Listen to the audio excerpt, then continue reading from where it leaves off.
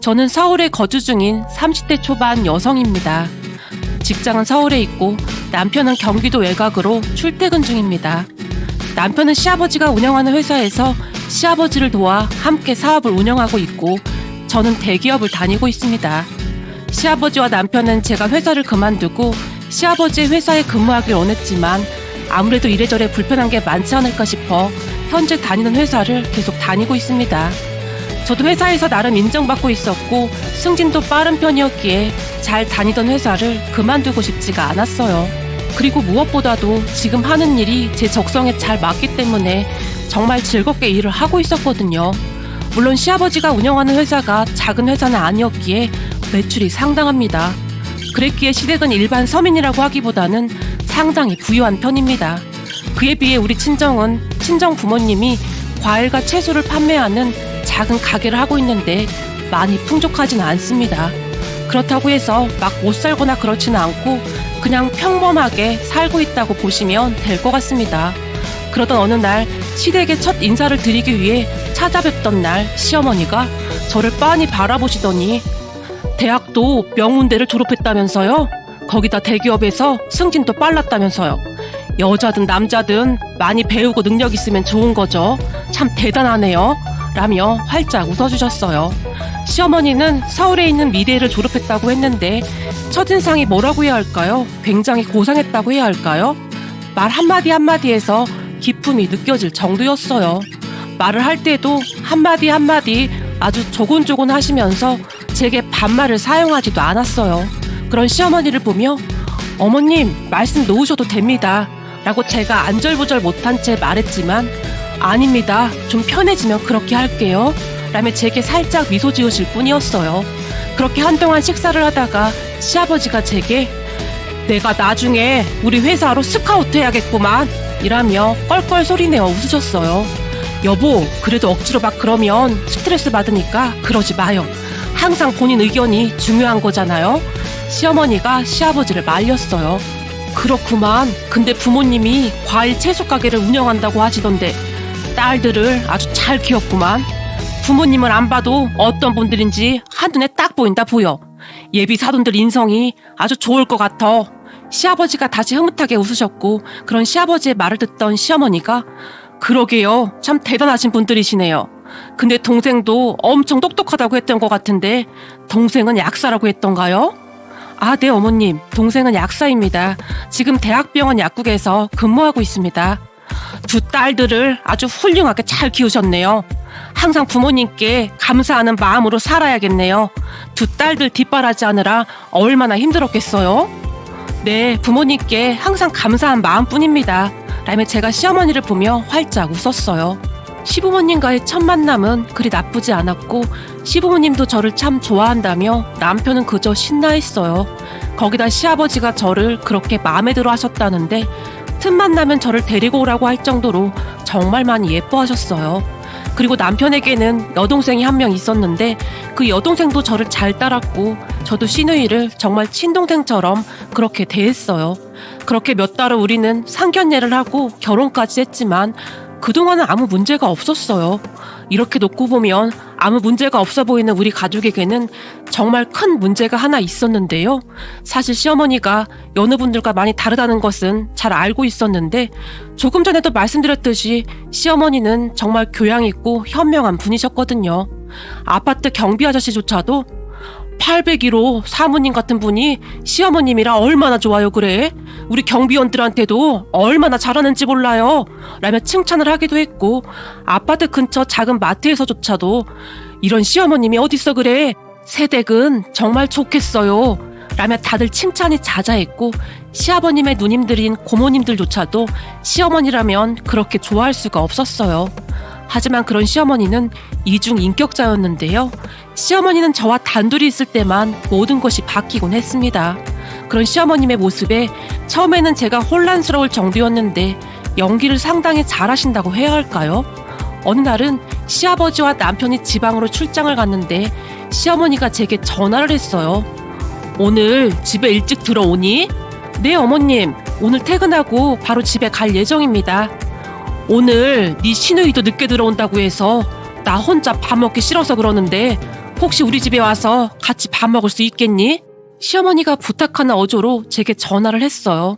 우리 집과 시댁과는 차로 20분 거리였기에 퇴근하면서 바로 시댁에 들렀는데 시댁에 들어서던 순간 저는 깜짝 놀라 입이 다물어지지 않았습니다.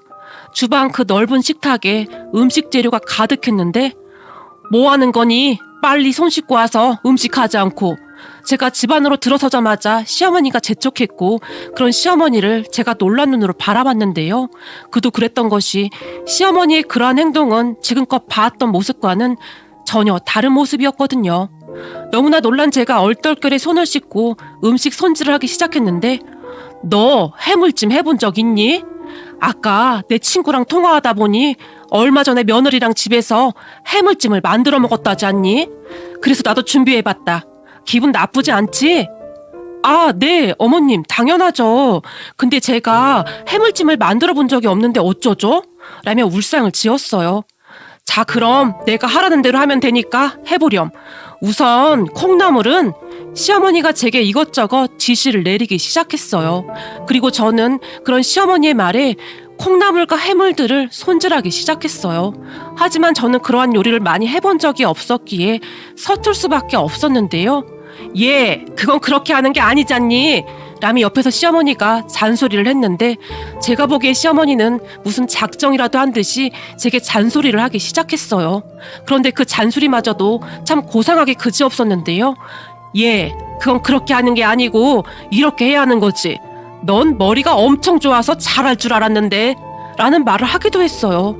이건 뭐 칭찬인지 욕인지 알 수 없을 정도로 교묘하게 사람을 들었다 놨다 했는데 확실한 건 기분이 상당히 좋지 않다는 거였어요. 그렇게 한동안 요리를 하면서 제가 뭘 했는지 기억이 나지 않을 정도였는데요. 고맙구나, 잘 먹으마. 요리가 다 끝난 다음 시어머니가 조용히 말했어요. 네, 어머님, 제가 많이 서툴러서 죄송해요. 라며 제가 죄송한 듯 시어머니를 바라봤는데요. 그렇게 서툴게 한 것 치고는 그냥 저냥 먹을만 하구나. 시어머니가 칭찬 아닌 칭찬을 했어요. 그리고 그날 저는 집에 돌아와 녹초가 되어 쓰러져서 잠을 잤어요. 평소와는 너무나 다른 시어머니로 인해 긴장을 많이 했던 탓인지 집에 들어서자마자 긴장이 풀렸거든요. 그런데 며칠 뒤에 시아버지와 남편이 출장해서 돌아왔고 시누이에게서 연락이 왔어요. 언니, 오늘 엄마가 집에서 식사 같이 하자고 하는데 혹시 시간 괜찮아요? 엄마가 해물찜 만들어 놓는다고 하는데요. 라며 시누이가 물었어요. 네? 해물찜이요? 아, 알겠어요. 저 퇴근하자마자 바로 갈게요. 근데 저 퇴근해서 바로 가도 차 막혀서 그렇게 일찍은 못 갈 것 같은데 어떡하죠? 제가 긴장한 채 시누이에게 물었어요. 당연하죠. 언니는 천천히 와도 돼요. 엄마랑 제가 다 만들어 놓을 거니까 와서 그냥 밥만 먹으란 말이에요. 나중에 언니 집에 가면 언니가 맛있는 거 해주면 되는 거죠. 시누이가 해맑게 웃으며 말했는데 그런 시누이의 말에 그저 어안이 벙벙할 뿐이었어요. 사실 저는 시누이의 말을 들으며 시어머니와 시누이가 둘이 짜고 무슨 꿍꿍이가 있는 건 아닐까 하는 생각마저 들었거든요. 하지만 시댁에 들어선 순간 다시 한번 놀랄 수밖에 없었는데요. 식탁에 맛있는 음식들이 가득했고 저를 보자마자 시어머니가 우리 며느님 오셨어요. 얼른 손 씻고 와라. 네가 해물찜 좋아한다고 해서 내가 해물찜 준비했다. 라며 활짝 웃었어요. 그런 시어머니의 말에 손을 씻고 제가 쭈뼛쭈뼛 식탁에 앉았는데요. 우리 며느리가 꽃게를 아주 잘 먹더구나. 많이 먹으렴. 시어머니가 제 밥그릇 위에 꽃게를 올려놔주며 다시 활짝 웃었어요. 우와, 옛말에 며느리 사랑은 시아버지라고 하던데 우리 집은 시어머니랑 며느리 사이가 너무 좋은 거 아니야? 시누이가 기쁜 목소리로 말했어요. 시어머니랑 며느리랑 나쁘게 지낼 게 뭐가 있어. 서로 조금씩만 양보하면 되는 거지. 안 그렇니? 시어머니가 제게 물었고 네? 아, 맞습니다. 어머님이 항상 잘해주셔서 저도 항상 감사하게 생각하고 있습니다. 라며 제가 어색한 미소를 지었는데요. 사실 시어머니 행동이 잘 이해가 되지 않았거든요. 그 뒤에도 시어머니는 시댁 가족들이 없을 때만 어김없이 저를 불렀는데 어느 날은 친구들까지 잔뜩 불러놓고는 우리 며느리가 나한테 그렇게 잘하지 뭐야? 내가 무슨 복이 있어서 이런 며느리가 들어왔는지 모르겠어. 라며 시어머니 친구들에게 제 칭찬을 하기 바빴어요. 그리고는 제게 힘없이 일을 시켰는데 그날도 역시 시아버지와 남편은 출장 중이었고 시누이도 친구들과 여행을 갔었거든요. 그날은 토요일이었고 저는 거의 하루 종일 시어머니와 시어머니 친구들의 시중을 들다 오후 늦게 설거지까지 다 하고 집으로 돌아왔는데 왠지 모르게 서러운 생각이 들면서 눈물이 끝도 없이 쏟아졌어요. 근데 이게 말이죠. 제 친구들에게 듣기로는 친구들 시어머니들은 앞뒤가 다르지 않게 한결같이 시집살이를 시킨다고 하는데 우리 시어머니는 전혀 다른 분이셨기에 어디에다 말할 수도 없었는데요. 어느 날은 엄마에게 전화를 해서는 엄마, 우리 시어머니 말이야 좀 이상한 것 같아 라며 제가 말을 꺼내기라도 하면 네가 아주 배가 불렀구나. 요즘 네 시어머니 같은 분이 어딨다고 그러니? 사람 고상하지 예의 바르지. 얼마 전에 우리 집에 한우 세트도 보내지 않았겠니? 백화점 갔다가 너무 좋아서 생각나서 보냈다고 말이야. 세상 천지에 그런 시어머니가 어딨어. 그러니까 잔말 말고 시부모님한테 잘해 라며 저를 나무랄 뿐이었어요. 그쯤에서 저는 정말 정신이 아득하기까지 했는데요. 마치 제 머리가 어떻게 된 게 아닌가 싶을 정도였거든요. 엄마 말대로 제가 정말 못돼서 그렇다는 생각까지 하게 될 정도였는데 언젠가 어떤 분 사연을 들으며 도대체 왜 그렇게 당하고만 있을까 했었는데요. 제가 그러고 있더라고요.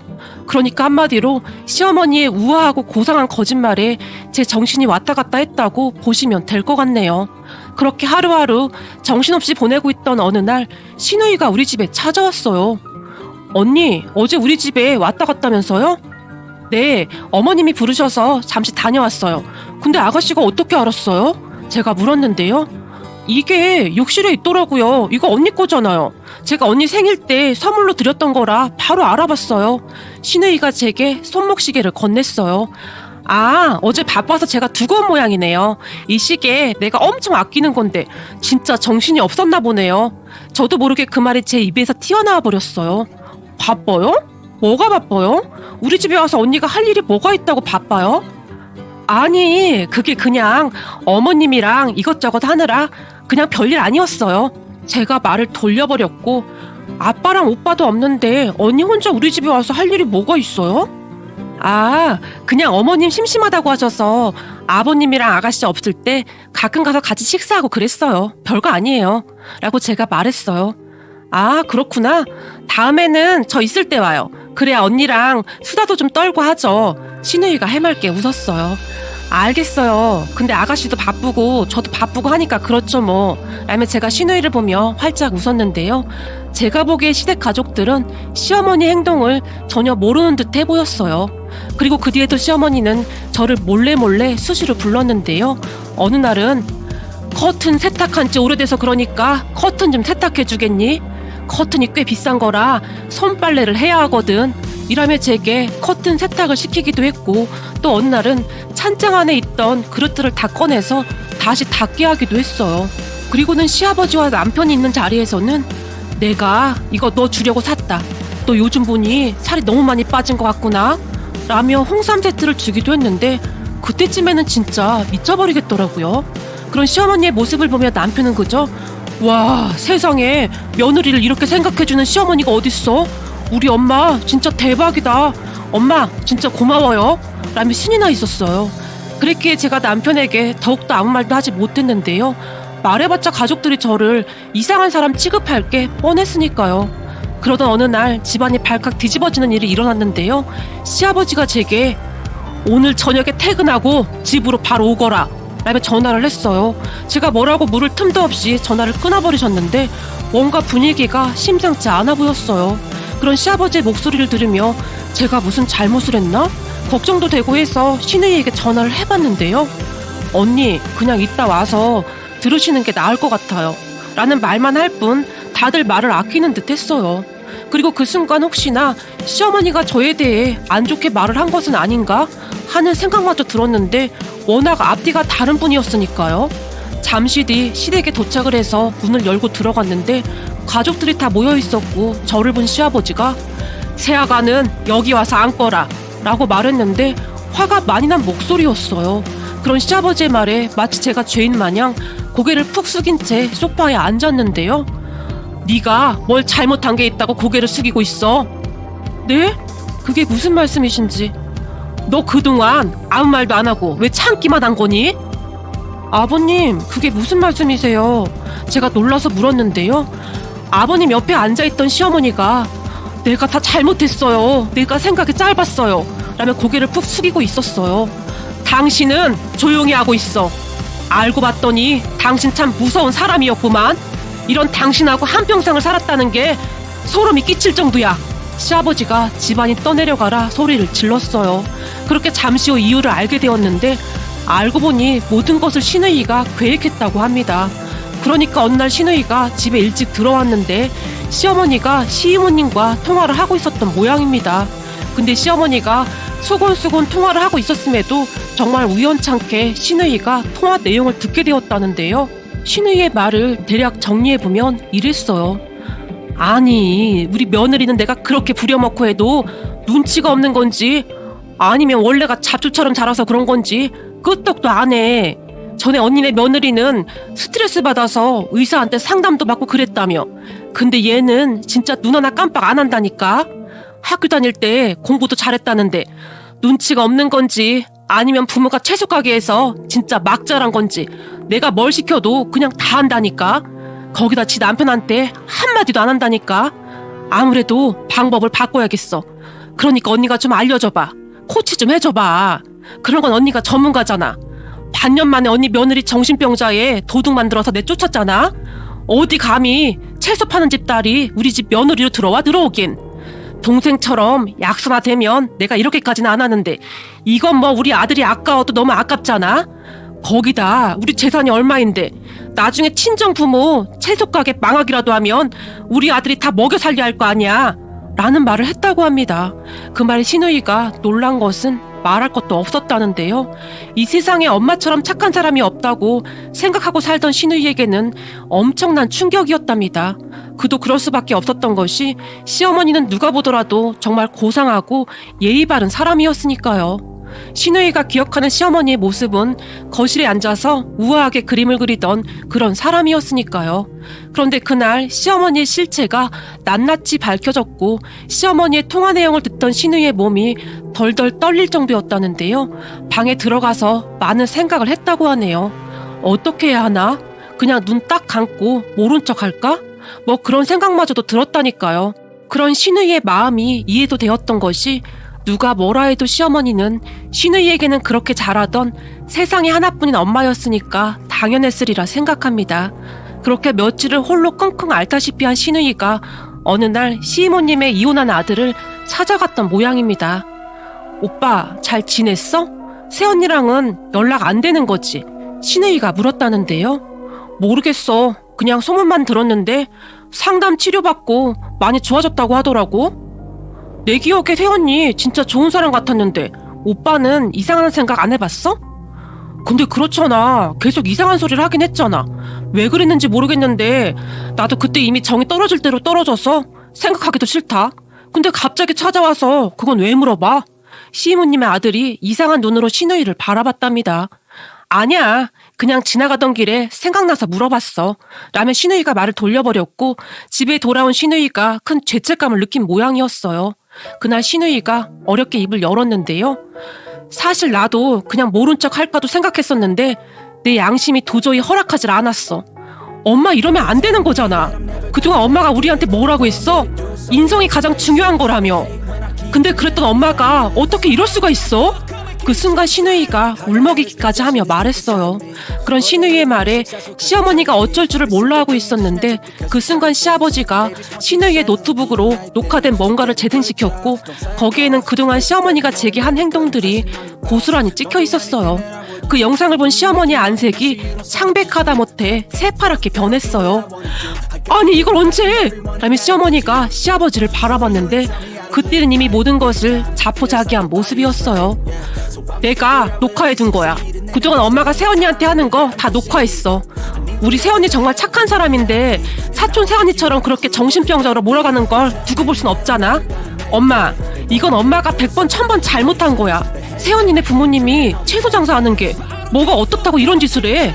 우리 집이 잘 살긴 하지만 우리가 무슨 재벌도 아닌데 다른 사람도 아니고 엄마가 어떻게 이럴 수가 있어? 라며 말을 하던 신우이의 눈에서는 눈물이 뚝뚝 떨어졌어요. 미안하구나. 정말 미안해. 내가 잘못했다. 시어머니가 사과를 했지만 옆에 있던 시아버지가 우린 앞으로 당신 얼굴 볼 자신 없으니까 당신 스스로 짐 싸서 나가줘. 소름 끼쳐서 당신 얼굴을 보고 있을 수가 없어. 아니 성은이 처가 그렇게 당할 동안 그렇게 입 딱 다물고는 사람을 어떻게 그렇게 만들어 놓을 수가 있어? 당신이 사람이야? 내가 그동안 괴물하고 같이 살았다는 생각만 드는구만. 시아버지도 정말 많이 놀랐던지 꽉 쥐고 있던 주먹이 부들부들 떨리기까지 했어요. 그렇게 알고 봤더니 뭔가 이상한 것을 느꼈던 신우이가 집안 구석 눈에 잘 띄지 않는 곳에 전에 쓰던 스마트폰을 이용해서 CCTV 대신 설치했던 모양인데, 휴대폰 가게를 운영하던 신우이 친구가 요즘은 세상이 좋아져서 핸드폰에 어플만 깔면 CCTV로 얼마든지 이용할 수 있다고 알려줬다고 하네요. 그렇게 신우이는 가족들이 집이 없는 날만 확인을 했던 모양인데, 전에 손목시계를 가져다 주러 우리 집에 왔던 날 제가 했던 말이 문득 기억이 나더랍니다. 시어머니가 가족들이 없는 날에만 저를 불렀으니까요. 그런 신우이의 말을 듣고 마음이 참 복잡했는데, 그렇게 녹화하면서 신우이의 마음은 어땠을까 제 마음이 아프기까지 했어요. 그렇게 시어머니가 계속해서 빌어댔는데, 여보 잘못했어. 지금 나보고 나가라고 하면 어딜 가서 살라는 거야. 시어머니가 울며 불며 매달렸지만, 당신 언니도 곧 쫓겨날 테니 둘이 같이 살면 되겠네. 그렇지 않아도 내가 형님한테 다 말해놨거든. 그러니까 짐 싸서 당장 나가. 시아버지 목소리는 벼락을 치듯 어마어마했어요. 시어머니가 시아버지의 바지가랑이를 붙들었지만 시아버지는 그런 시어머니를 밀쳐버린 뒤 방으로 들어가 버렸어요. 얘들아, 그게 아니야. 니들이 오해하고 있는 거야. 시어머니가 이번에는 남편과 신우이에게 매달렸지만 두 사람 역시 시어머니를 경멸하는 눈빛으로 바라볼 뿐 대꾸도 하지 않았어요. 그 뒤 저는 남편의 손에 이끌려 시댁을 빠져나왔는데요. 얼마 뒤 시어머니가 제게 전화를 해서는 내가 그러려고 했던 건 아니었다. 정말 미안하다. 네가 네 시아버지한테 말 좀 잘해주렴. 이럴 땐 여자가 처신을 잘해야 하는 거야. 라는 말을 했어요. 어머님, 저 정신병자 만들 생각에 아주 좋으셨겠어요? 근데 어떻게 하죠? 저는 제 처신이 잘못됐다는 생각이 안 드는데요. 그럼 저도 이만 전화 끊겠습니다. 아버님이 절대 전화 받지 말라고 해서요. 라며 전화를 끊어버렸어요. 사실 시어머니의 계획을 듣고 난 이후로는 사람 같아 보이지도 않았거든요. 그렇게 가만히 생각해보니 시어머니가 혼인신고를 조금 늦게 하라고 당부까지 했던 게 생각나면서 치가 떨렸어요. 그 뒤 시어머니와 시이모님은 각자 집에서 쫓겨났고 두 분이서 같이 산다고 하더라고요. 근데 문제는 각자 가진 돈도 얼마 없고 하니 허구한 날 남편과 신우이에게 전화를 하는가 본데 둘 다 전화를 피하는 듯 했어요. 저도 역시 전화를 받지 않고 있고요. 그리고 우리 부부는 그 뒤 시댁으로 들어갔어요. 집안 분위기도 그렇고 왠지 그리 해야 할 것 같았거든요. 하지만 시아버지와 시누이가 워낙 착한 사람들이어서 그다지 힘든 것도 모르고 지내고 있답니다. 현재 시부모님은 별거 중이신데 시아버지는 이혼을 하겠다고 선포를 한 상황이기에 두 분이서 어찌 될지는 잘 모르겠습니다만 저는 아직도 시어머니의 황당한 계획이 믿겨지지가 않을 정도입니다. 그 고상한 얼굴 뒤에 그런 가면을 쓰고 있었다는 게 소름만 끼치네요. 이 글을 계기로 큰 용기 내준 신우이에게 다시 한번 고맙다는 말을 전하고 싶네요. 그리고 신우이가 마음의 상처를 많이 받았었는데 앞으로 그런 신우이를